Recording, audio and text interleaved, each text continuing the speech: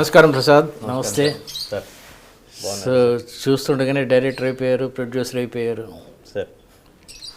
రారాజు చాలా experimental film, దాని గురించి టీజర్ అవి చూశాను సార్. సార్ ముఖ్యంగా మహతి సినిమాలో నాకు వేషం ఇచ్చినందుకు కృతజ్ఞతలు. మీరు నటించినందుకు నేను అయ్యయ్యో, నాకు ఒక డైరెక్ట్గా ఒక క్వశ్చన్ అడుగుతాను, చెప్పండి.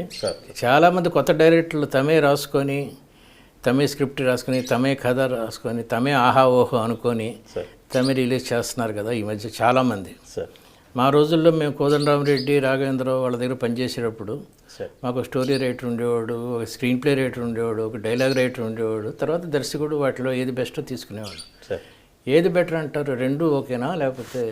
రెండు ఓకే సార్. అప్పటికే అదే అద్భుతం, ఇప్పటికి ఇది అద్భుతం సార్. ఓకే సార్, నా ఒపీనియన్ ఏంటంటే, అంటే ఇప్పుడు తను రాసుకున్న దాన్ని తను చెప్పగలడమైనా, తను తీయగలడమైనా బాగా తీస్తాడని ఒక చిన్న ఒపీనియన్ సార్. ఇప్పుడు వేరే వాళ్ళని మెప్పించి వాళ్ళతోటి చేసే కాకుండా నేను రాసుకున్న కథని నేను ఇమాజిన్ చేసుకుంటూ రాసుకోగలను. నేను చెప్పే విధానంలో మీలాంటి వాళ్ళకి నేను సార్ ఇలా ఉంటుంది ఇలా ఉంటుందని నేను చెప్పగలను. తీసేటప్పుడు కూడా అదే పాయింట్ ఆఫ్ వ్యూలో తీయగలను అని ఒక బలమైన నమ్మకం సార్. ఇప్పుడు ఈ త్రివిక్రమ్ శ్రీనివాస్ లేకపోతే రామ్ గోపాలవన్ వీళ్ళందరూ వాళ్ళే కథలు రాసుకొని, వాళ్ళే డైలాగ్స్ అవి చూసుకొని, ఎవరైనా అసిస్టెంట్ ఉంటే అసిస్టెంట్ని పెట్టుకొని వాళ్ళే చేసుకొని వాళ్ళే సక్సెస్ చేస్తున్నారు కదా. మీరు కూడా ఆ కోవలోకి వస్తున్నారు అట్లయితే. అంతే సార్. నేను రాసుకున్న కథని నేను తీయగలిగితేనే బాగుంటుందని అభిప్రాయం సార్. ఏం చదువుకున్నారు మీరు? సార్ నేను డబుల్ ఎంబీఏ చేశాను సార్. ఎంబీఏ చేశాను సార్. MBA, very good. మీ బ్యాక్గ్రౌండ్ అది బాగుందండి ఫైనాన్షియల్గా? పర్లేదండి. సో మీరు 4 ఫిల్మ్స్ 3 ఫిల్మ్స్ ఇప్పుడు ఆల్రెడీ అండర్ ప్రొడక్షన్ ఉంది. అవును సార్. సాధారణంగా రామానాయుడు వాళ్ళు అలా చేస్తూ ఉంటారు, 4-5 ఫిల్మ్స్ ఒకసారి చేస్తూ ఉంటారు సార్. మీరు ఫస్ట్ బిగినింగే ఇన్ని ఫిల్మ్స్ చేసుకొని ఇంత ఫైనాన్షియల్ కన్స్ట్రైంట్ సార్ అలా చేస్తున్నారు. ఏంటి మీ ఉద్దేశం?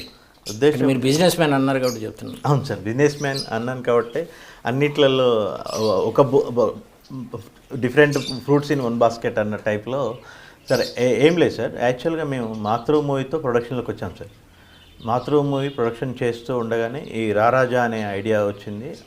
దాంతో మాతృ షూటింగ్ కంప్లీట్ అవ్వకముందే రారాజా షూటింగ్ కంప్లీట్ చేశాం సార్. ఆ తర్వాత అన్ఎక్స్పెక్టెడ్గా మన సుహాసిని గారికి స్టోరీ చెప్పడం, వారు ఇమీడియట్గా డేట్లు ఇవ్వడం, వాళ్ళు డేట్లు ఇచ్చినాక ఇంకా పెండింగ్ చేయొద్దని చెప్పేసి ఇమీడియట్గా షూటింగ్ స్టార్ట్ చేయటం, మధ్యలో మిమ్మల్ని కలిసి మీకు చెప్పడం, ఇమీడియట్గా షూటింగ్ కంప్లీట్ చేశాను సార్. అది షూటింగ్ మొత్తం కంప్లీట్ అయిపోయింది సార్. మాది కూడా రారాజు నేను నాకు స్టోరీ తెలుసు సార్, చాలా డిఫరెంట్ కాన్సెప్ట్ అని విన్నాను. ఏంటి అసలు దాని గురించి కొంచెం చెప్పండి. భార్యాభర్తల మధ్య జరిగే కాన్సెప్ట్ సార్. మధ్యలో ఒక పర్సన్ ఎంటర్ అయితే ఎలా ఉంటుంది, తర్వాత ఆలోచన లేకుండా ముందుకు వెళ్ళిపోతే పరిస్థితులు ఏంటి, ఇది స్టోరీ. అంతే సార్. డిఫరెంట్ అంటే మొహాలు చూపించకుండా ఉంటాం. అవును సార్. ఏంటి అదేంటి అది ఎట్లా అంటే అసలు ఎంటైర్ మూవీలో 26 క్యారెక్టర్స్ చేశారు సార్. ఓకే. 26 క్యారెక్టర్స్ ఎవరి ఫేస్ కూడా కనిపించదు సార్. సినిమా అయిపోయేంత వరకు కూడా ఎవరి ఫేస్ కూడా కనిపించదు సార్. అంటే యాక్టర్స్ వాళ్ళు ఎవరున్నా పర్లేదు ఇలా ఇలా ఏ కాన్సెప్ట్లో, అంతేగా? అట్లనే కాదులేండి, కానీ డబ్బింగ్ ఆర్టిస్టులు బాగుంటే చాలు. అంతే సార్. డబ్బింగ్ ఆర్టిస్టులు బాగుంటే చాలు, టేకింగ్ బాగుంటే చాలు, మ్యూజిక్ బ్యాక్గ్రౌండ్ మ్యూజిక్ బాగుంటే చాలు సార్. కానీ కామెడీకి ముఖ కవళికలు అవి కనబడితే కొంచెం ఎక్కువ నవ్వు వస్తుంది అంటారు. ఓన్లీ డైలాగ్ కామెడీ ఉంటుందా ఇందులో? అంటే డైలాగ్ కామెడీ ఉంటుంది సార్.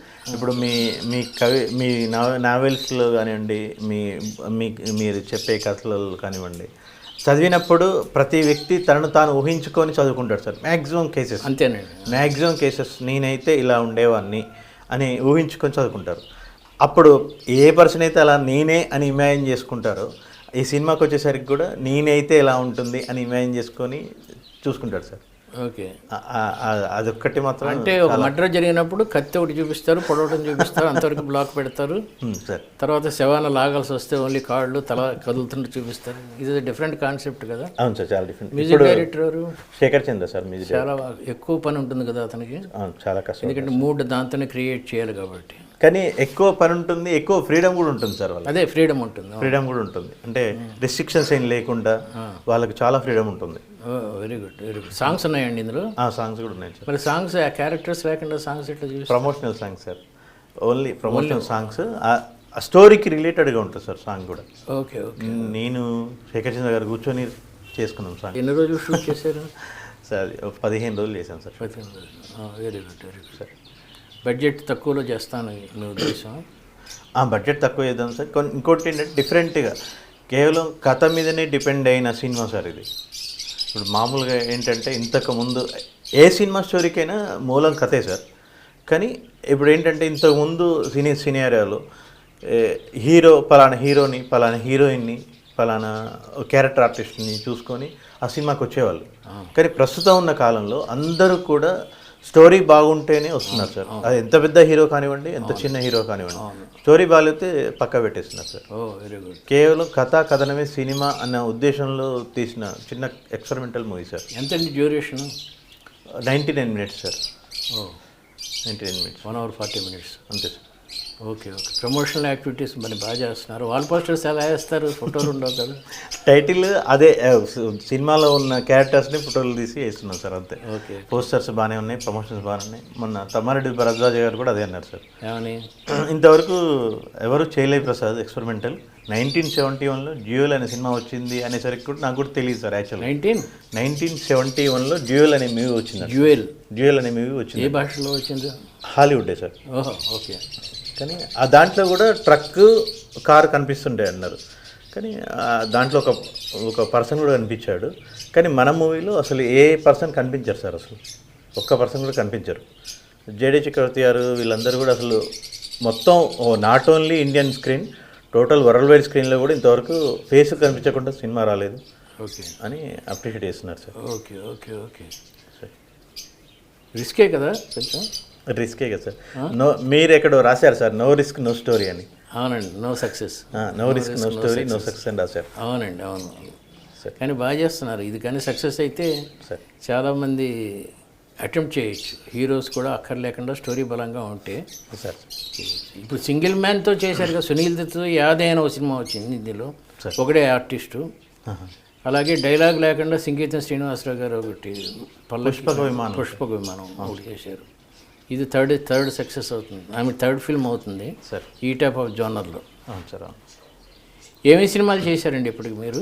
సార్ ఇప్పుడు మాతృ ప్రొడక్షన్ చేశాను. Production sir. మీరు ప్రొడ్యూసర్? ప్రొడ్యూసర్ చేశాను. డైరెక్టర్ వేరే సార్. ఓకే. దాంట్లో 3 songs నేనే రాశాను సార్. మళ్ళీ ఈ రారాజు ఇది ఒకటి సార్. మళ్ళీ మనం అందరం కలిసి రారాజులో సాంగ్స్ కూడా మీరే రాశారు? నేనే రాశాను. ఇప్పుడు మహతిలో అంటే ఇంకా ఆడియో సెట్టింగ్స్ ఏం జరగలేదు సార్. ఇంకా సాంగ్స్ చేయలేదు సార్. మీరే రాస్తారా? స్టోరీ నేనే రాయను songs. Depends upon situation. Okay. వాళ్ళు మన మ్యూజిక్ డైరెక్టర్లు ఇచ్చిన ట్యూన్ బేస్ చేసుకొని రాయటం కదా సార్. అదేలేండి. స్టోరీ మాత్రం అంతే అయిపోయింది sir. Talkie part completed sir. ఇప్పుడు మీరే సాంగ్స్ రాసి, మీరే డైలాగ్స్ రాసి, మీరే స్టోరీ రాసి, యాక్టర్స్ లేకుండా చేస్తే సినిమా ఫీల్డ్ వాళ్ళు గొడవ పెట్టేస్తారు కదండి. అయ్యో అట్లా ఏం లేదు సార్. ఇంకోటి నేనేదో మార్చాలి కాదు, మీ అభిరుచి అంతే సార్. అభిరుచి అంతే. జస్ట్ ఒక ఎక్స్పెరిమెంటల్ లాగా ఇలా కూడా చేయొచ్చు అని చూపించడం కోసం సార్. ఇప్పుడు రారాజులో ఫేసెస్ చూపించాను. ఇలాంటి స్పెషాలిటీ మాతృలో కూడా ఉందా ఏమన్నా? ఏం లేదు సార్. కానీ జేడీ గారు అడిగారు, జేడీ గారి కోసం ఒక స్టోరీ రాసాము. సినిమా మొత్తంలో కూడా అన్ని క్యారెక్టర్స్ ఏం కనిపించకుండా ఒక జేడీ చక్రవర్తి గారే కనిపిస్తారు. అంటే ఎవరితో మాట్లాడతాడు? అందరితో. మదర్తో మాట్లాడతాడు. మదర్ ఉండదు? మదర్ ఉంటుంది. మదర్ ఫేస్ చూపించాం అంతే. సజెషన్ తీసుకుంటాం. ఓకే. అది టైం పడుతుంది సార్, చాలా టైం పడుతుంది. ఇంకా లైన్ అయితే ఓకే అయింది, కానీ ఇంకా 2 years పట్టచ్చు, 3 years పట్టచ్చు. జేడీ గారి డైరెక్షన్, మీ డైరెక్షన్? నా డైరెక్షన్లో జేడీ గారితో యాక్ట్ చేస్తారు. యాక్ట్ చేస్తారు సార్. మాతృకి ఇంకా ఏంటండి స్పెషాలిటీస్? మాతృలో అందరు కాస్టింగ్ అంతా పెద్ద కాస్టింగ్ సార్. మాతృలో సార్ ఆమని గారు, రోజాపూలు, మన శ్రీరామ్ గారు, రవి కాలే గారు, దేవి ప్రసాద్ గారు, అందరూ కూడా మంచి కాస్టింగ్. అందరూ కూడా సాంగ్స్ ఉన్నాయి. అందులో కూడా సాంగ్స్ ఉన్నాయి. ఇప్పుడు ఈ పిక్చర్ రారాజులో సాంగ్స్ ఎక్కడ షూట్ చేస్తున్నారా బయట లొకేషన్స్? లేదు సార్, ఒకటే సాంగ్ అయిపోయింది సార్ ఆల్రెడీ. సాంగ్ అయిపోయింది. మార్చి 7th రిలీజ్ పెట్టుకున్నాం సార్. మహత్యలో సాంగ్స్ ఎక్కడ షూట్ చేస్తున్నారు? ఒకటి కొడైకెనాల్ అనుకున్నాం సార్, సుహాసిని గారిది. ఒకటి లోకల్లోనే టైటిల్ సాంగ్ లోకల్లోనే ఉంది సార్, సుహాసిని మీద. అది హీరో హీరోయిన్ సుహాసిని మీద బాగా కాదు సార్, సందీప్ మాధవ్ హీరో గారు ఉన్నారు, హీరో హీరోయిన్ల మీద. హీరోయిన్ల మీద. లోకల్లో మళ్ళీ ఒకటి మాంటే సాంగ్ ఉంది సార్. ఓకే. ఇప్పుడు 3 సినిమాలు మీరు చెప్పినట్టు 3 సినిమాలు అయినాయి ఇప్పటికి. అవును సార్. ఆల్రెడీ మీరు ఒక సినిమా ప్రొడ్యూస్ చేశారు, 2 సినిమాలు డైరెక్ట్ చేశారు, కొన్ని ప్రొడ్యూస్ కూడా చేశారు. అవును సార్. రెండిట్లో. అవును సార్. మీరు కొత్త డైరెక్టర్లకి ఏమి సజెషన్ ఇస్తారండి? ఏం లేదు సార్, ఇప్పుడు కథ బలంగా ఉండాలి చెప్పారు. కథ బలంగా ఉండాలి సార్. చిలికితే వెంటనే అమృతం రాలేదు సార్. అమృతం రాలేదు. అన్నీ వస్తాయి, చెప్పులు వస్తాయి, బూట్లు వస్తాయి, అన్నీ వస్తాయి, చెత్త వస్తుంది, అన్నీ వస్తుంది. అలాగే కంటిన్యూటీగా కష్టపడడమే ఇంపార్టెంట్ సార్. కష్టపడటం అనే వరుడు నేను కష్టపడడం కదా సార్, తెలివిగా కష్టపడటం, కృషి చేయటం. అవును సార్. కష్టపడటం అంటే ఇష్టం లేనిది చేయటం. అవును సార్, ఇష్టం లేని చేయడం, కష్టపడడం. షూటింగ్కి వెళ్తున్నప్పుడు అబ్బాయి ఎందుకు వచ్చిన కూడా అనుకోలేదు కదా సార్. కష్టపడటం అంటే అది. అవును సార్. ఆనందంగానే వెళ్ళారు కదా. ఆనందంగానే వెళ్ళారు సార్. దాంట్లోనే చాలామంది ఏంటంటే సార్, ఇప్పుడు 11 మంది పరుగు పందెంలో 11 మంది పరిగెడుతున్నారు, ఎవరో ఒకరు గెలుస్తారని అందరికీ తెలుసు. అట్లని చెప్పి మిగతా 10 మంది ఆగిపోరు కదా సార్. చివరి వరకు ఆడి పోరాడి ఓడినా కూడా గెలిచిన వాటితోటే సమానం. అవునండి. అక్కడి వరకు పోరాడడం అనేది ఇంపార్టెంట్. అవును. అయిపోయింది కదా ఇంకా నా వల్ల కాదు అని వెనక్కి రావడం కంటే ఇష్టంతో దిగినాం కాబట్టి చివరి వరకు వెళ్ళటమే, ఏ రిజల్ట్ వచ్చినా చేసుకుంటూ వెళ్ళిపోవడమే. ఇప్పుడు మన రారాజా రిలీజ్ పెట్టుకున్నాం సార్. ప్రేక్షక దేవుళ్ళు ఆదరిస్తే హ్యాపీ, ఆదరించకపోయినా నాకు సపోర్టే. సరే, మనం సినిమా ఇండస్ట్రీలో ఉన్నాము, మనం ఒక సినిమా రాసుకున్నాము, తీసాము, బయట ప్రజెంట్ చేయగలిగాము, అది అక్కడ వరకు చాలా హ్యాపీ సార్. చాలు. రిలీజ్ అయితే సగం అంతే, డెలివరీ అయిపోయినట్టు. అంతే కదా సార్. కృషి చేయడం, మీరు అన్నట్టుగా కృషి చేయడం అనేది చాలు, అంతే సార్. ఇప్పుడు రారాజు ఫస్ట్ రిలీజ్ అండి నా ఈ 3 సినిమాల్లో. అవును సార్, రారాజా ఫస్ట్ రిలీజ్ సార్. మేలో మాతృ రిలీజ్, తర్వాత మహతి, సెప్టెంబర్ అక్టోబర్లో మహతి రిలీజ్. మీరు అన్నట్టు ఒక గంపలో 4 పళ్ళు పెట్టుకొని ఒక పండు అమ్మకపోయినా ఇంకో పండు అమ్మకపోతుంది. ఈ డబ్బులు మంచి కాన్సెప్ట్. ప్రొడ్యూసర్లకు ఏమైనా ఇలాంటి సలహా ఏమైనా ఇస్తారా? ప్రొడ్యూసర్లకు సలహా ఇచ్చేంత పెద్దవాడిని కాదు. 4 ఫిల్మ్స్ చేసిన ప్రొడ్యూసర్ ఒకటేసారి ఫస్ట్ 4 ఫిల్మ్స్ చేసినప్పుడు నాకు తెలిసినంతలో సినిమా చరిత్రలో ఎవరు లేరండి. లేరు, ఒప్పుకుంటారు కదా, ఎవరు లేరు. 4 ఫిల్మ్స్ చేసేవాళ్ళు ఇప్పుడు అరవింద్, రామనాయుడు వాళ్ళు చేసి ఉంటే ఇప్పుడు చేసి ఉంటారు. కానీ ఫస్ట్ స్టార్ట్ చేయటమే ఏదో కొంచెం డబ్బులు పట్టుకొచ్చి ఒక పిక్చర్ చేసి హిట్ ప్రొడ్యూసర్ అలాంటి వాళ్ళు ఉన్నారు. కానీ 4 ఫిల్మ్స్ ఒకటేసారి చేసిన వాళ్ళు మీరు ఒక్కరే నాకు తెలిసినంతలో. ఆ అనుభవంతో ఏమైనా కష్టాలు పడ్డారు ఫైనాన్షియల్గా? రాత్రి వడ్డీలు లేక మా పెద్ద నాకు తెలిసిన పెద్ద ప్రొడ్యూసర్స్ చాలా కష్టపడ్డారు ఒక స్టేజ్లో. అలాగే ఏమైనా కష్టాలు పడ్డారు? ప్రొడ్యూసర్కి ఏమి ఇస్తారు మీ అనుభవంతో? కష్టాలు చాలా పడ్డాను సార్. టోటల్గా మాకు నా ఫ్యామిలీ సపోర్ట్ బాగుంది సార్. మా అమ్మగారు, నాన్నగారు, మా మామయ్యలు వాళ్ళందరూ బిజినెస్లో, అందరు బిజినెస్లో ఉన్నారు. వాళ్ళ సపోర్టు, మోరల్ సపోర్టు బాగుంది సార్ నాకు. ఓకే. నేను సలహా ఏం కాదులేండి, కానీ నేను ప్రొడ్యూసర్లు వాళ్ళకి నాకు అర్థమైన విషయం ఏంటంటే సార్, ప్రజెంట్ ఉన్న సిచ్యువేషన్లో ప్రొడ్యూసర్ని బ్లేమ్ చేస్తున్నారు చాలామంది ఇండస్ట్రీలో. దీనికి ఇప్పుడు ప్రొడ్యూసర్ అనేవాడు ఏదైనా ఉందంటే ఆయన ఓన్లీ ఎంజాయ్మెంట్కి అనే ఫీల్ సార్. నేను ఓపెన్ చెప్తున్నాను, కొంతమంది ఉన్నారండి అలా చేసి బ్లేమ్ చేసి వదిలిపెట్టడం తప్ప ఎక్కడ ఏం లేదు సార్. యాక్చువల్గా ఏంటంటే ఇంతమందికి ఫుడ్ పెడుతూ, ఇన్ని కుటుంబాలని పోషిస్తూ, లైఫ్ని, ఫ్యామిలీస్ని అన్ని రకాలుగా సాక్రిఫైస్ చేస్తూ ఉన్నా కూడా సార్, ఇప్పుడు మనం మాట్లాడుకుందాం సార్, ఒక 10 సినిమాలు తీసుకుంటే డైరెక్టర్ల పేర్లు తెలుసు, హీరోల పేరు తెలుసు, ప్రొడ్యూసర్ల పేర్లు ఎంతమంది తెలుసు సార్? ఆడియన్స్ తెలియదు. టోటల్గా దీనికి మూలం ప్రొడ్యూసరే కదా సార్. అవునండి. అదొక్కటి కోల్పోతున్నాను, చిన్న బాధ ఉంది సార్, అంతే. దానికి ఏం చేయాలి మరి? ఏం లేదు సార్, ఇప్పుడు డెసిషన్ కూడా అవతల చేతిలోనే వెళ్ళిపోతుంది. మీరు న్యాచురల్లీ పెద్ద హీరోలు అయితే అసలు వాళ్ళ చేతిలో అదొక్కటి కొంచెం నాకు కొంచెం ఇబ్బందికరంగా అనిపిస్తుంది. కానీ వాళ్ళకి మనం చెప్పేంత లేదు కదా సార్, నేను బాధ చెప్తున్నాను అంతే. ఇప్పుడు మీరు అన్నారు సార్, ఇంత పుస్తకంలో తన జీవిత చరిత్ర రాసే పెన్ను వేరే వాడి చేతిలో పెట్టొద్దు, స్క్రీన్ ప్లే ఇంకోటి చేతిలో పెట్టొద్దని రాశాను. అవును, కరెక్టే. ఇంకోటి చేతిలో పెట్టొద్దు. అవును. అలాగే మనం తీసుకోవాల్సింది ఫైనల్ స్టోరీ నచ్చాల్సింది ప్రొడ్యూసర్ సార్. ఫస్ట్ సినిమా తీయాలంటే అక్కడి నుంచి తను నచ్చిన స్టోరీని ఇన్వెస్ట్మెంట్ చేయడానికి రెడీ అయిన ప్రొడ్యూసర్ మిగతా విషయం డెసిషన్ తీసుకొచ్చేసరికి నీరు గారిపోతున్నారు. అదొక్కటి కొంచెం నాకు బాధ అనిపించేది. దర్శకుడు డామినేషన్ కూడా ఎక్కువ ఉంటుందండి. హీరో డామినేషన్, పెద్ద హీరోలు అయితే హీరో డామినేషన్. అదే అంటున్నాను సార్, స్టోరీ ఫైనలైజ్ చేసి డబ్బులు పెట్టడానికి రెడీ అయిన ప్రొడ్యూసరు రిమైనింగ్ డిసిషన్ తీసుకోలేకపోతున్నాడు అనేది కొంచెం బాధ సార్. అవును అవును అవును. ఇప్పుడు మీకు ఈ 3 సినిమాల్లో అది ఆ ప్రాబ్లమే వచ్చినది. మీరే హీరో, మీరే అయ్యారు పెళ్ళికొడుకు అయ్యారు అన్నట్టు మీరే చేస్తున్నారు కాబట్టి ఫిల్మ్. బట్ మహతిలో చేసినప్పుడు నాకు వచ్చిన అనుభవం ఏంటంటే, నేను షూటింగ్ అయిపోగానే ఆ కవర్ తీసుకొచ్చి ఇవ్వటం, మామూలు రెమ్యునరేషన్ కొంచెం ఎక్కువ చెప్పినా మీరు బేరం ఆడకుండా ఓకే అంటాం. ముఖ్యంగా కారు ఎక్కుతూ ఉండగా కవర్ తీసుకొచ్చి డబ్బింగ్ వరకు కూడా ఆకుండా చేయటం. మీరన్నట్టు యూఆర్ ఎ గుడ్ ప్రొడ్యూసర్ అండి. Thank you so much. లేదు సార్, నేను మీ గురించి చెప్పాలంటే, ఇంకా మీరు నాకు చెప్తే నో సార్, నేను అనేది ఏంటంటే సార్, అసలు నేను మీ దగ్గరికి రావటం, నేను మీతో స్టోరీ చెప్పడం, మీరు రావటం, నటించడం నాకు చాలా సంతృప్తి అనిపించింది.